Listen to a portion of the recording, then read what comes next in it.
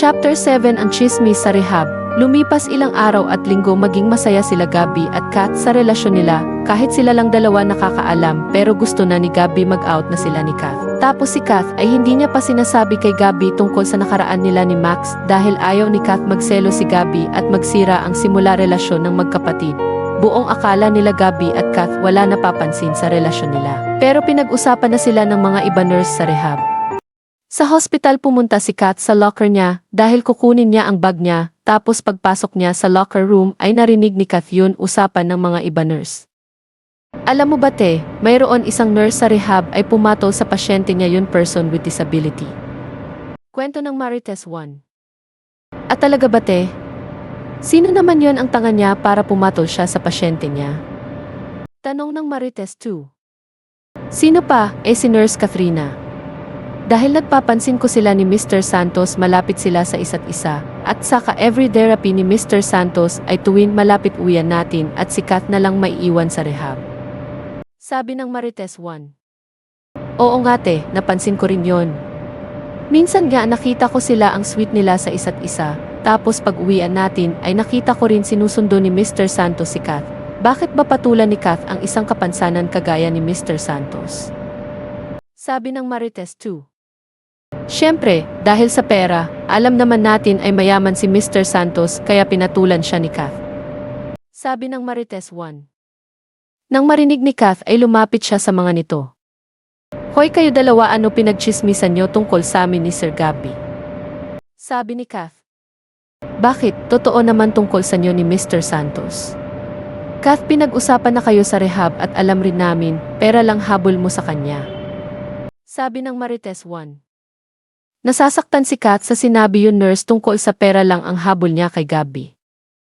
Oo, totoo may relasyon kami ni Sir Gabby. Pero sa maniwala kayo o hindi ay mahal ko siya kahit person with disability pa siya at hindi pera habol ko sa kanya kundi pagmamahal. Kaya kayo dalawa tigilan nyo pachismis nyo sa amin. Buo tapang sabi ni Kat sa dalawa nurse.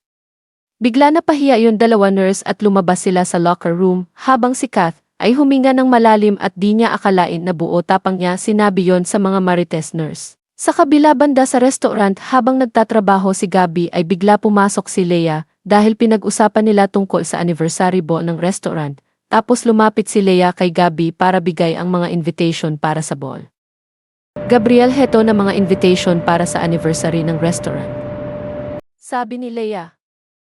Tapos kinuha ni Gabby mula sa kamay ni Leia at tingnan niya mga invitation. Maganda ba? O kailangan ba ayusin? Tanong ni Leia. Okay na ito ma, wag mo na pasosyalin pa.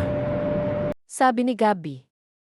Okay anak, by the way anak, gusto mo mag-dinner tayo kasama yun papa mo mamaya para magbanding kayo ng papa mo. Sabi ni Leia. Titignan ko mamaya, medyo busy ako lately, lalo na malapit na ang anniversary ito restaurant natin. Sabi ni Gabby. Okay, hindi kita pipilitin makikipaglapit sa papa mo, pero sana kahit minsan lang ay pagbigyan mo ng pagkakataon yun papa mo pagkaama siya sayo. Sabi ni Leia.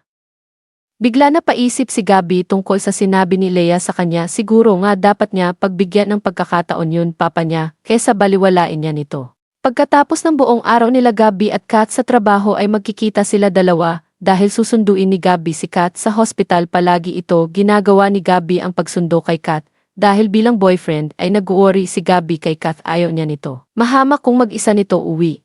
Sa labas ng hospital habang naghihintay si Kat kay Gabby ay bigla niya nakita si Max nakakababa lang sa kotse nito, tapos lumapit si Max sa kanya.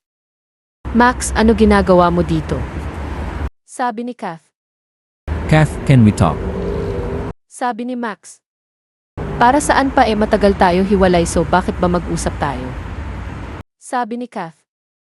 About sa niyo ni Kuya Gabby. Talaga ba mahal mo yun kuya ko?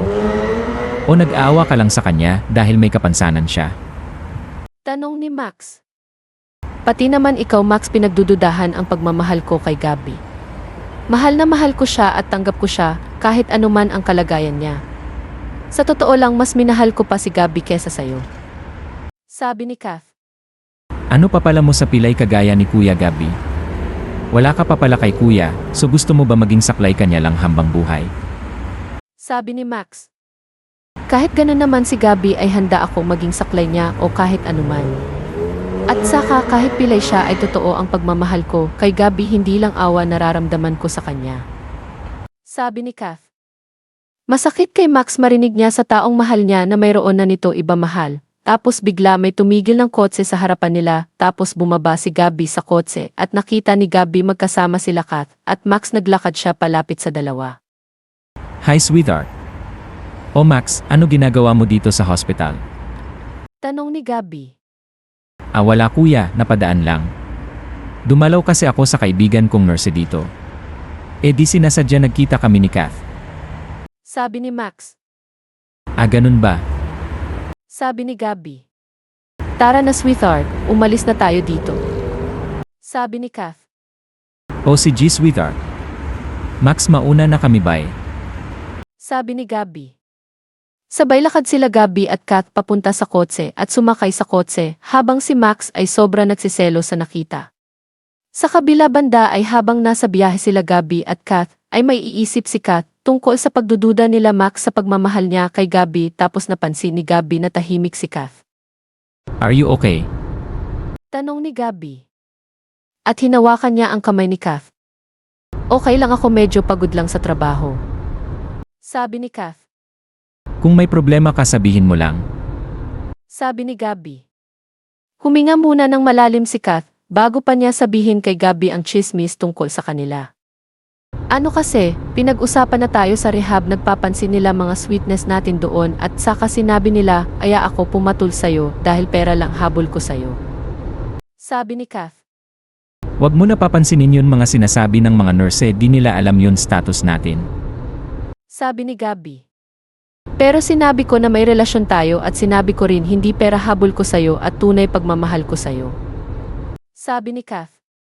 Kung sinabi mo na about sa relasyon natin ay okay lang, at least pinagmamalaki mo na ang mamahalan natin, kahit may kapansanan pa ako, at kahit ano ang sabihin nila wag natin papansin. Sabi ni Gabby. Tapos hinawakan ni Kath na dalawa kamay niya ang mukha ni Gabby at tumingin siya dito.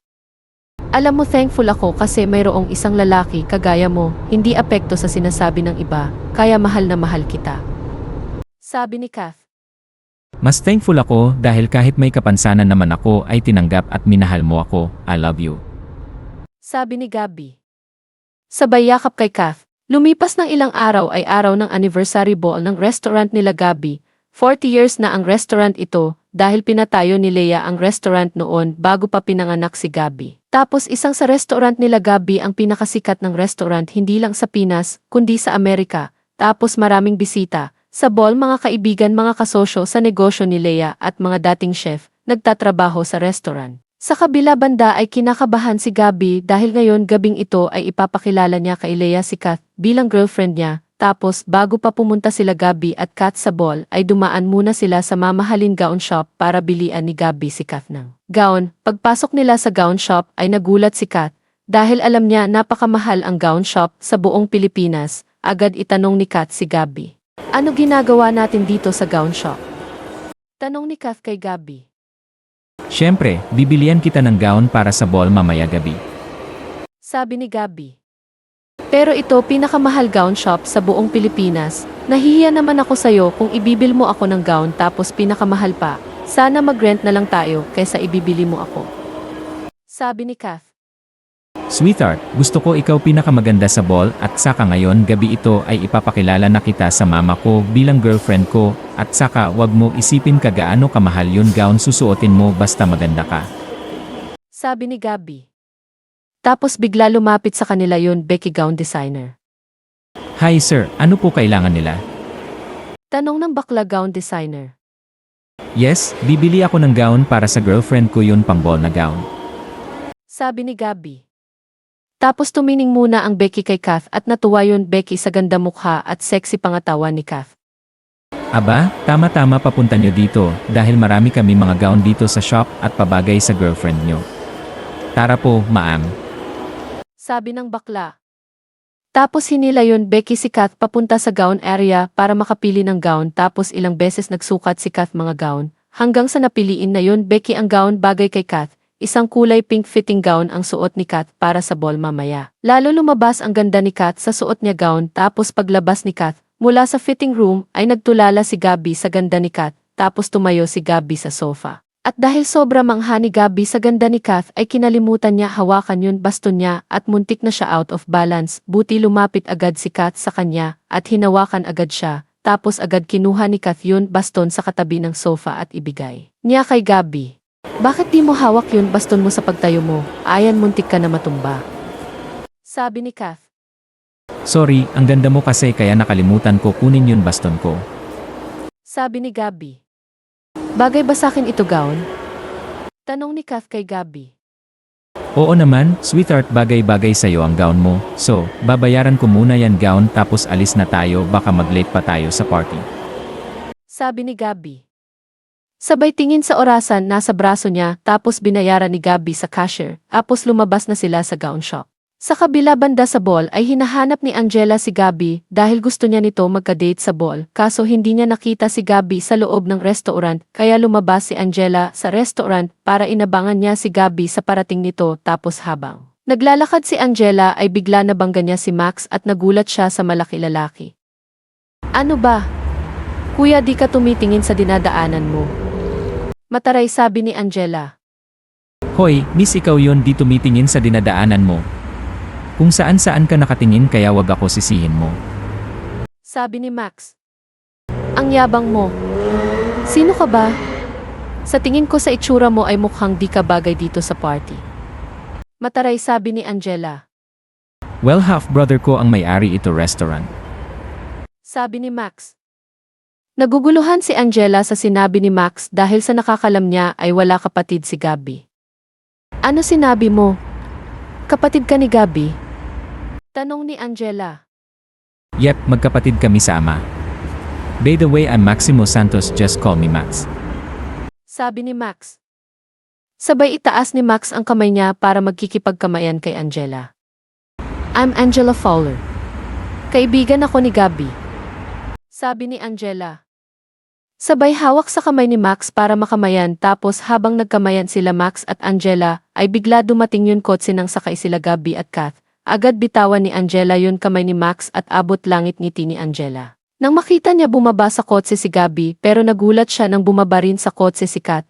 Tapos nagulat rin si Max nang makita niya si Kath habang sila Gabby at Kath ay naglalakad papunta kanila Max. Nagkaangkla si Kath sa kaliwa braso ni Gabby habang hawak ni Gabby yun baston niya sa kanan kamay niya. Sino yan kasama mo Gabby? Tanong ni Angela. This is Katrina, my girlfriend. Sabi ni Gabby. Nagulat si Angela sa sinabi ni Gabby. What? Nagbibiro ka ba, Gabby? Tanong ni Angela. No, Angela. Sabi ni Gabby.